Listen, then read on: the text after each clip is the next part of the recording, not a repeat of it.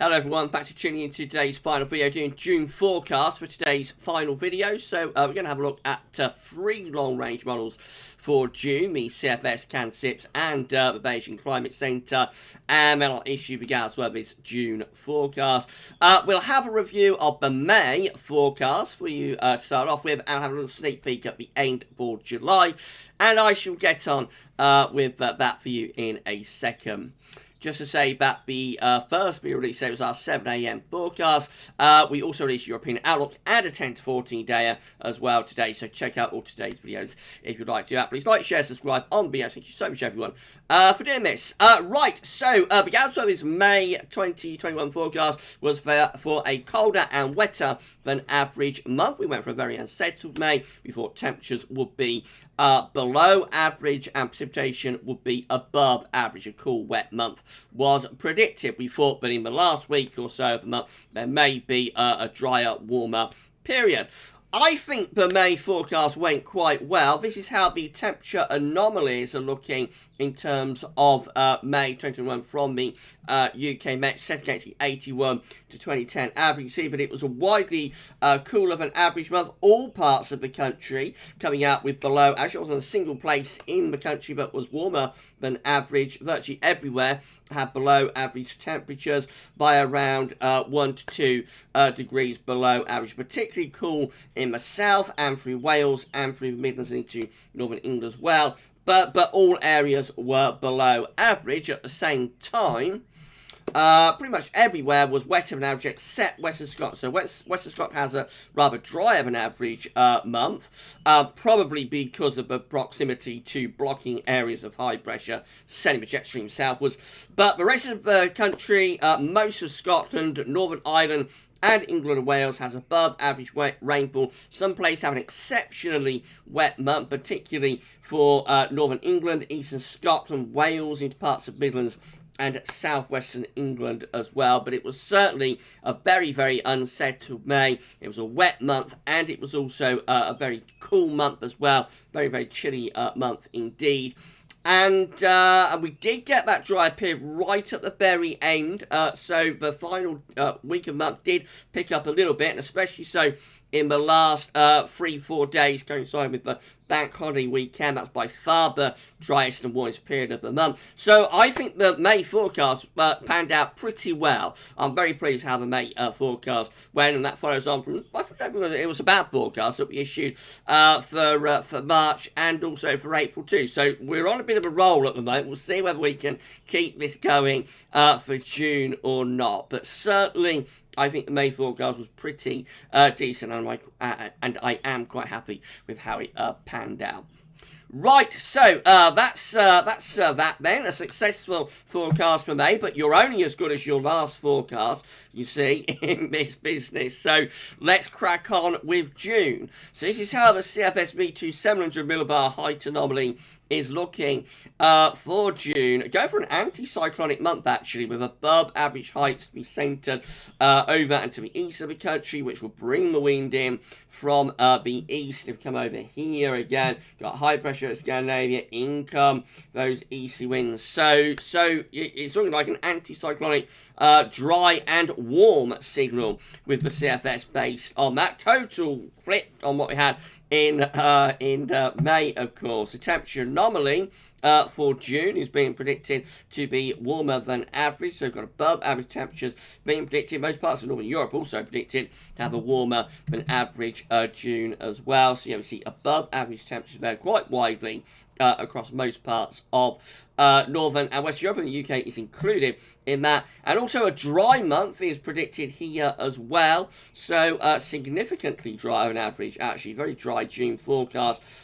Same is true for much of Northern Europe as well. Just looking a little bit more down across Southern Europe. Interesting, quite unusually for Spain to be drier than Norway or Scotland in June. But there we go. That's what Mon is forecasting. A warm, dry, anticyclonic June being forecast there by the CFS. This is how CANSIPS, talking in terms of its mean sea level pressure anomaly for June 2021. So going for quite a lot of low pressure in the North Atlantic, but at the same time also going for a lot of high pressure over Scandinavia. So a little bit of a battle going on. I think it is more or less the high pressure of Scandinavia that's in the ascendancy, although there is quite a lot of low pressure in the North Atlantic with those deep blue colours. So at times there could be influence from the Atlantic, I think, based on CANSIPS, which should come from tropical tidbits as well, by the way.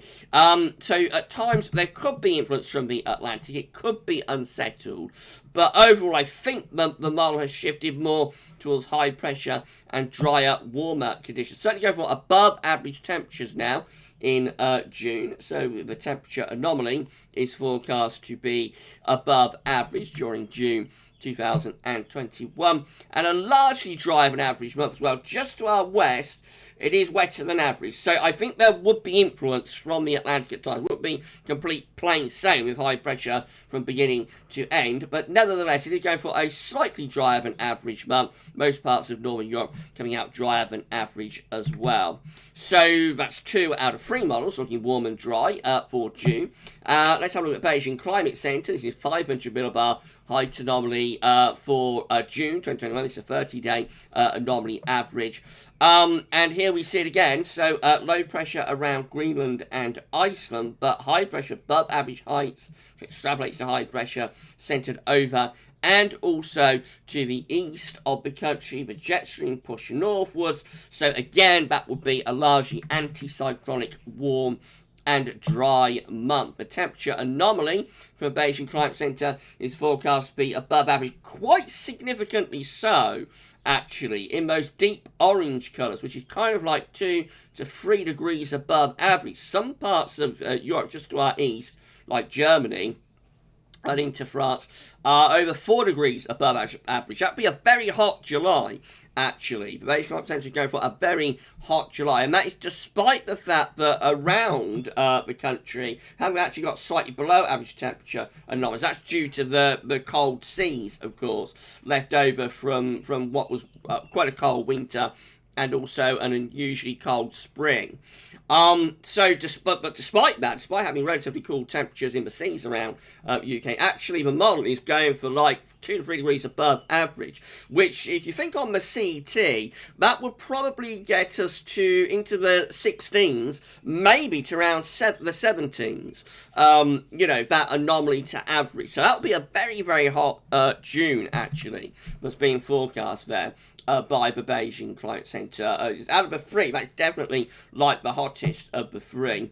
And also drier than average as well. So above average temperatures, below average rainfall from all 3 models, differing slightly in the extremity of these signals, but all 3 models going for above average temperatures, below average rainfalls, and high pressure in the ascendancy. And so I suppose that's what we've got to go for, is it? It is in line with GavsWeatherVids summer forecast as well, which suggests that the first part of the summer, early summer, is likely to have the most settled, warmest, driest weather as well. And then we're a little bit unsure as we go into July and August, but certainly the signal's there for like June to be relatively high pressure, dominated, quite warm and dry. So I think that's what we go for, and so the GavsWeatherVids June forecast is going to be complete flip from the May forecast, which was for cool and wet. This time we're going for warm and dry. The question is how warm and dry to go for. I think Beijing Climate is probably a little bit overdone. I think CFS and CANSIPS is probably going to be closer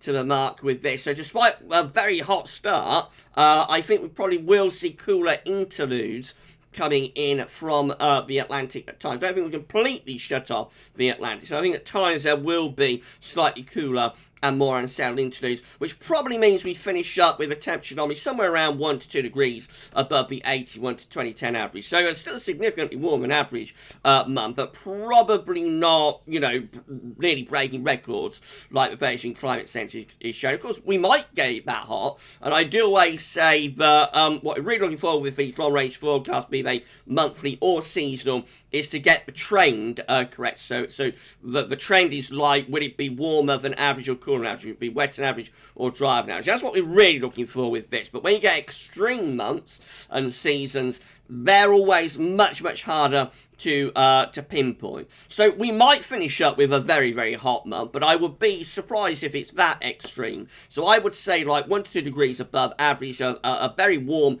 June, and also drier than average as well. There will be periods of more unsettled conditions. It won't be completely dry, it won't completely shut off the Atlantic, so we will get showery periods through, but averaging it all out, I think we come out with above average temperatures and below average rainfall, and we begin summer 2021 on quite a warm and dry note. The question will be, of course, will that continue? This is how the CFS is looking for July. Quick sneak peek at that. So it's going, CFS is going for above average pressure, so going for above average heights, I suppose, across Western Europe, but in a rather different position compared to where it is in June. So, I mean, it is a relatively anticyclonic signal still, but would have more influence from the jet stream, would be rather more westerly, I think, that. And so it would be a rather cooler and rather more showery